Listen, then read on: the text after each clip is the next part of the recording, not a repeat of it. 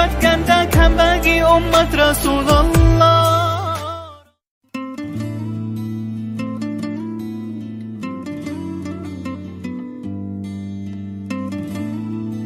Bismillahirrahmanirrahim. Assalamualaikum warahmatullahi wabarakatuh.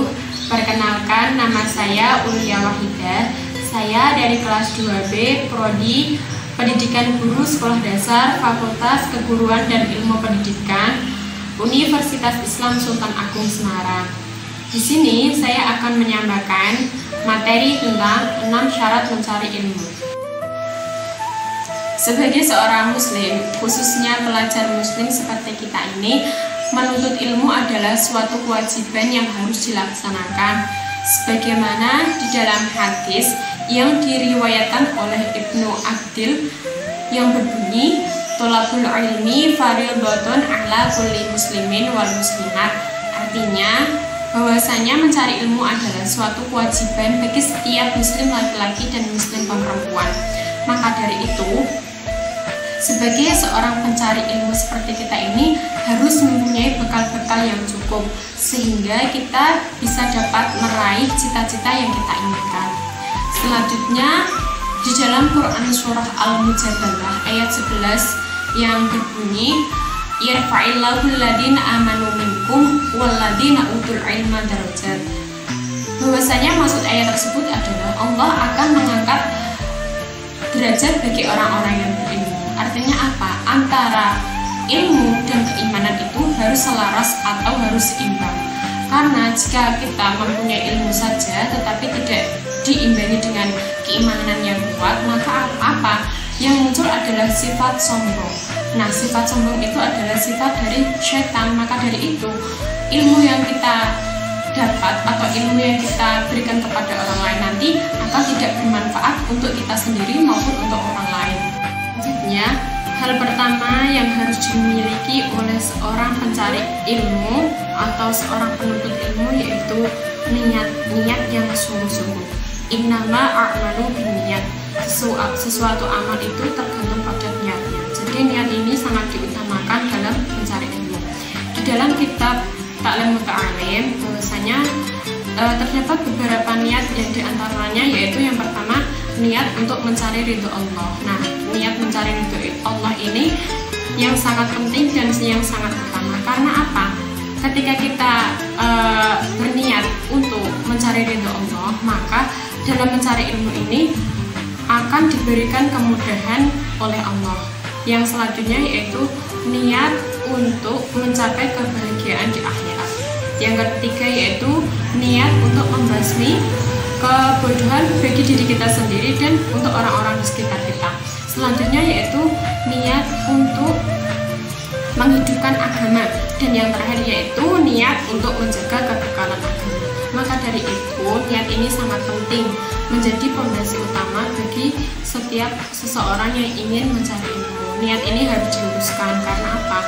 Kalau niat tidak diluruskan sejak awal, maka dalam mencari ilmu ini kita tidak akan sungguh-sungguh. Selanjutnya yaitu 6 syarat mencari ilmu yang terdapat di dalam kitab Al-Alah, yaitu bait pertama dan bait kedua.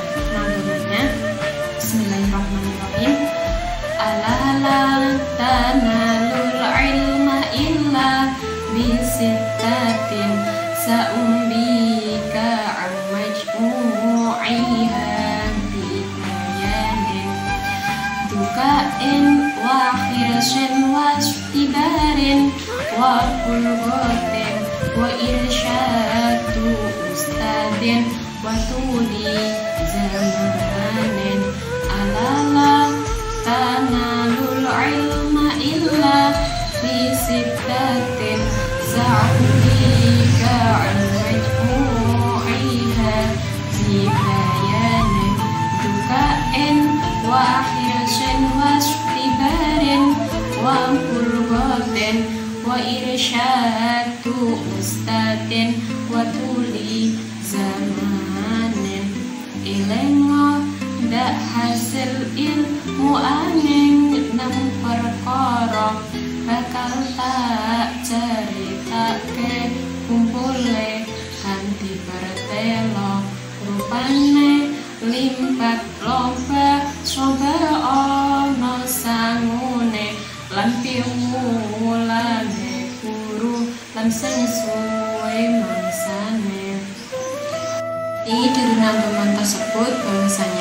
Ingatlah, kamu tidak akan bisa mencari ilmu kecuali dengan 6 syarat yang saya akan ceritakan secara gamblang dan jelas, yaitu cerdas, semangat, sabar, ada bekalnya, ada arahan atau petunjuk guru, dan dengan waktu yang lama. Jadi di dalam rangkuman tersebut dijelaskan bahwasanya dalam mencari ilmu itu ada 6 syarat. Yang pertama yaitu cerdas, dan yang kedua yaitu semangat, yang ketiga yaitu sabar, dan yang ketiga yaitu ada modal atau ada bekalnya, yang kelima yaitu ada petunjuk atau arahan guru, dan yang keenam atau yang terakhir yaitu dengan waktu yang lama. Syarat yang pertama yaitu DKN. DKN yang berarti lembat atau artinya itu cerdas. Cerdas di sini yaitu memiliki kemampuan untuk berpikir atau memiliki kemampuan untuk menangkap ilmu. Bukan berarti yang harus memiliki IQ yang tinggi. Bahwasanya di dunia ini tidak ada orang-orang yang bodoh, yang ada itu orang-orang yang malas. Jadi syarat yang pertama ini pasti memenuhi bagi setiap orang. Berbeda lagi dengan orang-orang yang idiot atau orang-orang gila yang dimana akal mereka ini sudah tidak bisa berfungsi kembali, jadi sulit bagi mereka untuk mendapatkan atau menerima ilmu. Hal ini juga diterangkan dalam Quran surat Az-Zumar ayat 19 yang berbunyi, A'udzubillahi minasyaitonirrajim, Bismillahirrahmanirrahim. Qul hal yastawil ladzina ya'lamuna wal ladzina la ya'lamun, innama yatadzakkaruna ulul albab. Artinya, katakanlah, apakah sama orang-orang yang mengetahui dengan orang-orang yang tidak mengetahui? Sebenarnya hanya orang-orang yang berakal sehat yang dapat menerima pelajaran. Nah, tetapi perlu diingat bahwasanya kecerdasan itu laksana pedang. Jika sering kita gunakan, maka akan semakin kilat dan tajam. Begitu pula dengan sebaliknya, bila pedang tersebut tidak sering digunakan, didiamkan saja, maka apa yang terjadi? Maka akan menjadi karat dan tumpul. Begitu pula dengan akal pikiran kita. Jika kita gunakan terus-menerus untuk belajar, menghafal, membaca, maka apa? Akan menjadi tajam, sehingga kita mudah untuk menerima dan mendapatkan ilmu. Begitu juga dengan sebaliknya, jika kita malas-malasan, sering rebahan, maka apa? Otak kita akan menjadi tumpul dan sehingga membuat kita sulit untuk menerima pelajaran dari guru. Seperti itu. Menurut ulama itu, kecerdasan dibagi menjadi dua. Yang pertama, muhibatun minallah, artinya kecerdasan yang diberikan Allah oleh Allah. Jadi kecerdasan tersebut itu atas karunia Allah. Contohnya itu orang-orang yang memiliki hafalan yang kuat. Yang kedua yaitu kecerdasan yang didapat dengan usaha atau muktasab, misalnya dengan cara dia mencatat atau mengulang materi yang telah disampaikan. Nanti lama-kelamaan dia akan menjadi paham dan menjadi bisa. Yang kedua yaitu syarat yang kedua yaitu hirsen, artinya lugu, yang berarti semangat. Semangat di sini mempunyai arti sungguh-sungguh dan tekun. Dalam mencari ilmu tanpa semangat dan ketekunan maka tidak akan berarti apa-apa. Apalagi ilmu agama. Ilmu agama adalah sesuatu yang mulia. Jadi dalam mendapatkannya ini sangat tidak mudah. Banyak dari orang-orang yang gagal di tengah jalan. Maka dari itu kita harus semangat sebelum kita mencapai atau meraihnya. Apa yang kemarin dihafalkan belum tentu besok kita akan mengingatnya kembali. Apalagi manusia adalah tabiatnya tempat salah dan lupa, makhluk khotok manusia. Jadi di sini perlu adanya kontinu atau istiqomah semangat, istiqomah dalam belajar dan sungguh-sungguh, istiqomah dalam tekun agar apa? Sesuatu yang kita raih akan kita dapatkan. Manjada wajada, barang siapa yang bersungguh-sungguh pasti akan mendapatkannya. Begitu pula dalam menuntut ilmu. Kesungguhan adalah sesuatu modal untuk menguasai ilmu, supaya ilmu tersebut dapat kita dapatkan. Syarat yang ketiga yaitu istibarun. Istibarun di sini artinya sabar. Dalam mencari ilmu ini butuh kesabaran, sabar dalam berbagai cobaan, sabar dalam berbagai ujian, sabar dalam berbagai permasalahan. Karena hakikatnya hidup adalah suatu cobaan. Kita itu berhusnuzon saja. Setiap masalah yang terjadi, setiap ujian yang kita lakukan, pasti kita dapat melewati itu semua. Karena apa? Di dalam Quran surah Al-Baqarah ayat 286, la yukallifullahu nafsan illa wus'aha. Artinya Allah tidak akan memberi cobaan di luar batas kemampuan umatnya. Jadi kita harus berhusnuzon dan harus bersabar bahwa kita bisa melalui ujian tersebut. Jika kita dapat melalui ujian tersebut, maka apa? Derajat kita akan dinaikkan oleh Allah dari derajat sebelumnya. Di sini saya akan sedikit cerita, yaitu cerita tentang Nabi Musa bersama Nabi Khidir. Ini juga terdapat dalam Quran surah Al-Kahfi, bisa dibuka nanti dari teman-teman, ayat 60 sampai 82. Jadi singkat ceritanya seperti ini. Pada zaman Nabi Musa itu, beliau itu merasa bahwa dirinya itu yang paling cerdas pada zaman itu. Tapi Allah mengelaknya. Maka Allah memerintahkan Nabi Musa untuk bertemu seseorang yang diciri-cirikan Allah, yaitu bertemu di tempat bertemunya dua laut. Setelah itu Nabi Musa itu bersama pelayannya, dia membawa ikan. Nah, pesan dari Allah ini bahwa ikan tersebut nanti akan hilang jikalau sudah sampai di dalam dua pertemuan laut. Selanjutnya Nabi Musa dan pembantunya ini melakukan perjalanan. Nah, setelah melakukan perjalanan, mereka lupa bahwa ikannya itu telah hilang. Biasa Nabi Musa ini dilalaikan oleh masyarakat. Nah, dengan perjalanan serasa Nabi Musa ini merasa letih, merasa sudah lelah, ingin makan bekalnya, ternyata apa? Ikannya tadi telah hilang. Nah, pembantunya tadi lupa mengatakan bahwa tadi di dalam perjalanan ini ikannya tuh menghilang dengan aneh seperti itu. Selanjutnya Nabi Musa dan pembantunya ini kembali ke tempat asal semula. Nah, setelah kembali bertemu dengan orang yang diciri-cirikan oleh Allah, yaitu Nabi Khidir. Setelah itu apa? Nabi Musa berkata bahwa saya ingin belajar bersama Anda, bersama kamu. Terus Nabi Khidir menjawab, apakah kamu bisa belajar dengan saya? Kamu itu orangnya tidak sabar seperti itu. Nabi Musa menjawab, oh saya orangnya yang saya itu orang yang sabar, saya pasti bisa belajar bersama Anda. Awalnya Nabi Musa menolak, pada akhirnya Nabi Musa pun mengiyakan, tapi dengan satu syarat, yaitu apa syaratnya? Bahwa ketika nanti di dalam perjalanan, apa yang saya lakukan itu kamu diam saja dan kamu tidak akan memprotesnya. Dan Nabi Musa itu menjawab, ya saya akan laksanakan. Setelah itu Nabi Musa dengan Nabi Khidir dan pembantunya melakukan perjalanan. Nah, di awal perjalanannya itu Nabi Musa dan Nabi Khidir mendapatkan kapal yang baik. Lalu kemudian kapal itu dirusak oleh Nabi Khidir. Nah, apa yang dilakukan Nabi Musa? Dia memprotes, loh, kenapa kamu rusak kapal ini? Ini kan kapal baik, kenapa kamu rusak? Lalu Nabi Khidir menjawab, saya kan sudah mengatakan bahwa kamu tidak akan memprotes atau menjawab atau apa ya istilahnya, tidak akan memprotes apa yang saya lakukan di dalam perjalanan.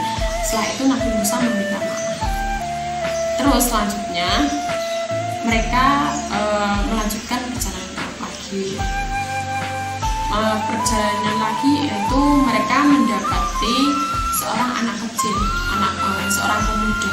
Nah, setelah itu Nabi Khidir membunuhnya tanpa ada kata-kata apapun. Nah, di sini Nabi Musa langsung memberontak lagi. Loh, dia ini salah apa kok kamu sampai bunuh? Nabi Khidir menjawab lagi, kamu itu tidak akan sabar seperti itu. Lalu kemudian Nabi Musa meminta maaf kepada Nabi Khidir karena kesalahannya yang selalu berproses. Lalu kemudian mereka melanjutkan perjalanan. Nah, di perjalanan itu singgah di sebuah tempat atau desa karena merasa lapar. Dia ingin dijamu tapi ternyata tidak dijamu. Lalu kemudian mendapati tempat atau rumah. Tempat rumah itu kalau misalnya Indonesianya rumah itu pondasi atau cagaknya itu miring. Nah, terus Nabi Musa itu membenarkan atau memutuskan. Lalu kemudian Nabi Musa menjawab, kita bisa meminta upahan dari pekerjaan. Nah, ini kan yang terakhir, tadi udah kedua dan ini ketiga kalinya Nabi Musa memprotes. Setelah itu Nabi Khidir menjawab, karena kamu sudah memprotesnya lagi, maka kita cukupkan sampai di sini saja. Setelah itu saya akan menerangkan kenapa. Setelah itu Nabi Khidir menerangkan kenapa kejadian-kejadian yang telah dilalui. Yang pertama, kapal. Kenapa kapal itu dirusak? Itu karena di depan sana itu ada seorang raja yang rakus. Nah, kalau dia melihat kapal ini bagus pasti akan diambilnya. Nah, kalau melihat kapal ini sudah jelek, sudah bolong, pasti kan tidak jadi diambil.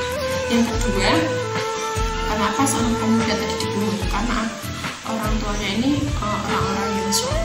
Nah, ketika besar nanti anak ini akan menjadi seorang pengkhianat, seorang pembunuh seperti itu. Maka dibunuh saja sejak kecil. Jadi itu Nabi Khidir itu kayak sebelum kita tahu itu Nabi Khidir sudah tahu. Kalau biasanya itu Nabi Khidir itu terkenal dengan ilmu laduni, kayak ilmu yang belum kita ketahui, tapi beliau itu sudah mengetahuinya terlebih dahulu. Yang terakhir ini membenarkan rumah yang ingin roboh itu karena apa? Di dalamnya itu ada harta anak-anak, ada hartanya anak-anak yatim. Jadi suatu saat mereka itu butuh dengan harta tersebut. Nah, setelah itu Nabi Khidir dan Nabi Musa bisa. Jadi apa? Nabi Musa itu tidak mendapatkan ilmu apa-apa dari Nabi Khidir. Ini karena apa? Nabi Musa tadi tidak sabar karena ujian pertama yaitu sabar. Nah, pelajaran yang dapat kita ambil bahwasanya dalam mencari ilmu itu kita harus sabar. Jikalau kita ingin mendapatkan sesuatu yang kita inginkan.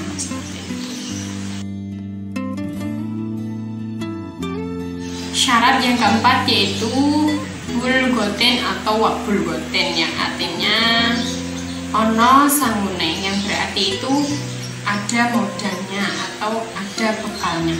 Jadi dalam menuntut ilmu itu tentunya butuh biaya atau modal yang diperlukan. Nah, biaya di sini ini memiliki arti yang sangat banyak, bukan saja modal sangu ya, tapi juga modal untuk kita membeli kuota, terus modal kita untuk membeli buku, modal kita untuk makan, modal biaya untuk membayar kuliah. Jadi biaya di sini sangat luas artinya. Nah, yang kita lakukan sebagai mahasiswa ini apa? Kita harus pintar-pintar untuk meminimalisirnya. Seperti apa? Contohnya dengan puasa Senin Kamis. Itu kan dapat mengurangi jajan kita, supaya bisa menghemat uang. Selanjutnya, jika kita ingin membeli buku, tidak harus dengan buku yang baru, bisa juga dengan meminjam buku perpustakaan atau membeli yang sudah kayak di pasar-pasar bawah seperti itu. Nah, sebagai contoh dulu itu Imam Maliki, beliau itu sampai menjual salah satu kayu penumpang rumahnya untuk biaya atau modal mencari ilmu. Jadi mencari ilmu itu tidak ada yang gratis, semua butuh biaya dari sandang, pangan, semua itu sangat dibutuhkan. Syarat yang kelima yaitu irsyadu ustadzin, piwulangi guru, atau yang berarti ada petunjuk atau arahan guru. Jadi di dalam menuntut ilmu sangatlah penting adanya peran guru dalam menyampaikan sebuah ilmu atau menyampaikan sebuah materi. Barang siapa yang belajar tanpa guru maka gurunya adalah syaitan. Maka dari itu peran guru di sini sangatlah penting. Guru di sini mencari ilmu itu diibaratkan seperti menggembala kambing. Jadi talinya itu buku dan pengembala itu adalah seorang guru. Bayangkan saja bila pengembala kambing tidak ada pengembalanya, maka seperti apa? Kambingnya bakal nyasar kemana-mana. Jadi peran guru di sini adalah memberikan petunjuk atau arahan yang baik, yang bijak, yang arif dalam menyampaikan sebuah ilmu. Nah, ya walaupun kadang ada guru yang mungkin galak atau gurunya tidak enak atau gurunya dalam menyampaikan kurang jelas atau gurunya itu selalu membuat jengkel, kita itu harus sabar dan tetap menghormatinya. Karena apa? Beliau sudah meluangkan waktu, beliau sudah mentransfer ilmu kepada kita. Jadi kita itu wajib untuk menghormati beliau. Cerita Imam Syafi'i ini, beliau ini sudah pintar sejak kecil ya.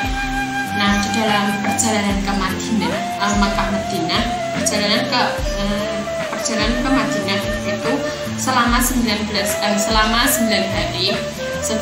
Di situ beliau ini berumur 10 tahun. Nah, beliau ini mau berguru atau mau menuntut ilmu dengan Imam Maliki. Di dalam perjalanan selama 19 hari di umur beliau yang 10 tahun ini, beliau sudah mampu menghafal kitab Al-Muwatta, yaitu kitab karangan dari Imam Maliki.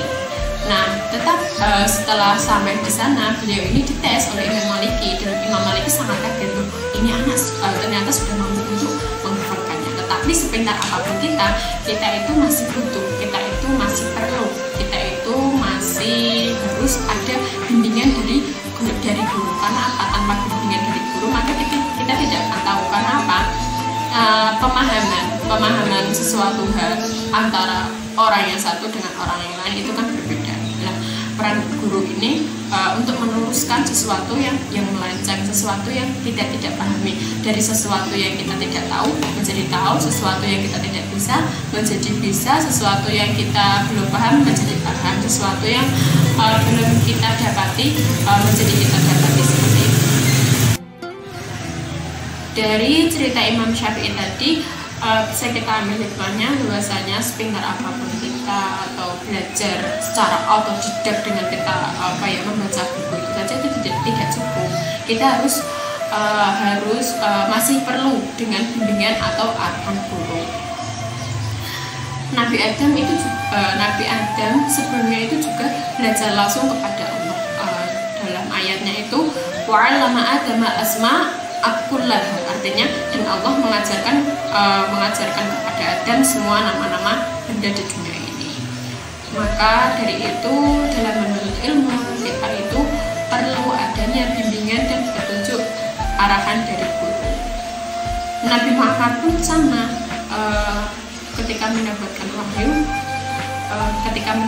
wahyu itu dari malaikat Jibril. Sebelumnya malaikat Jibril ini mendapatkannya dari Allah turun kepada malaikat Jibril melalui perantara malaikat Jibril, kemudian disampaikan oleh Nabi Muhammad, kemudian disampaikan oleh para sahabat, kemudian para tabi'in, para tabi'at, dan sampai kepada kita saat ini. Jadi ada gurunya di situ.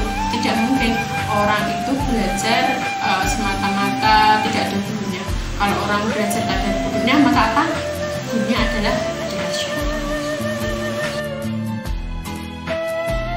Syarat yang keenam atau syarat yang terakhir yaitu watuli zamane atau suwe mangsane, yang berarti lama waktunya.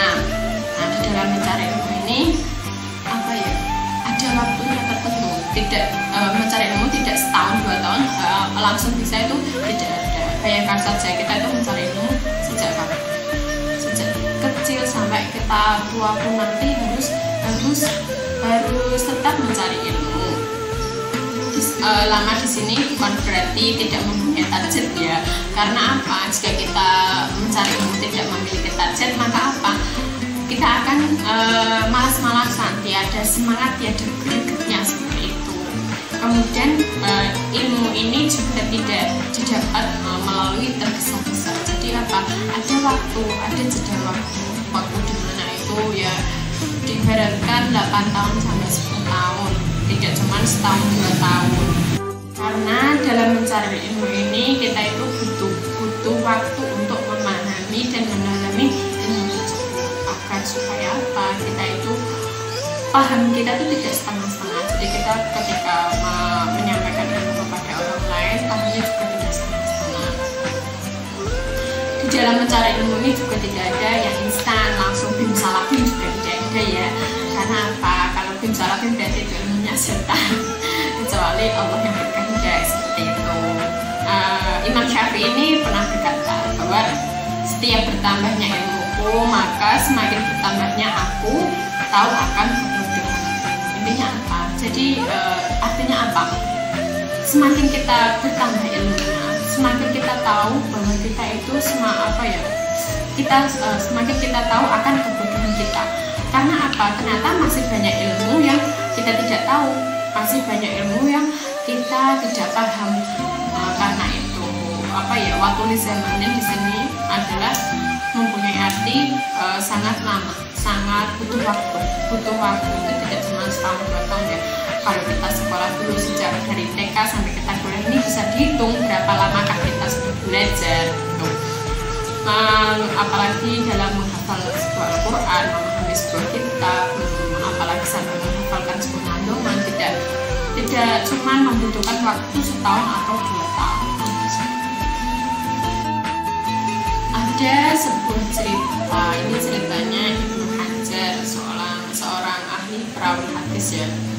Beliau ini lama sekali, sudah lama belajar, tapi kayak bahasa kita masih saja bodoh seperti itu. Dia merasa belum bisa.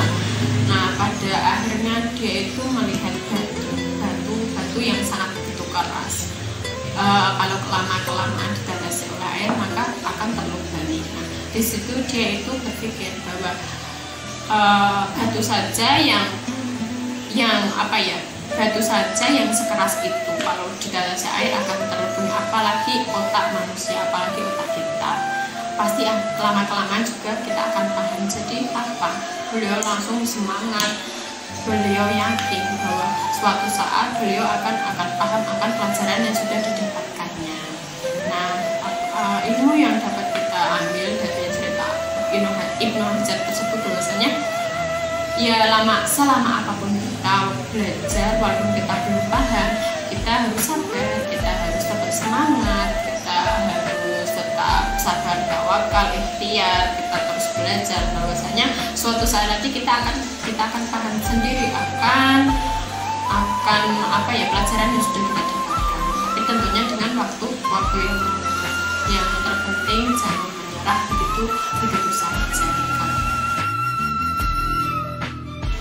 Sekian dari saya minta maaf apabila dalam penyampaian materi, dalam menyampaikan sebuah cerita, dalam menyampaikan hal apapun tadi yang sudah saya sampaikan, mungkin ada beberapa yang kurang paham atau ada beberapa yang salah, mohon dimaafkan karena saya adalah manusia biasa yang tak luput dari salah dan dosa, makhluk kotor manusia.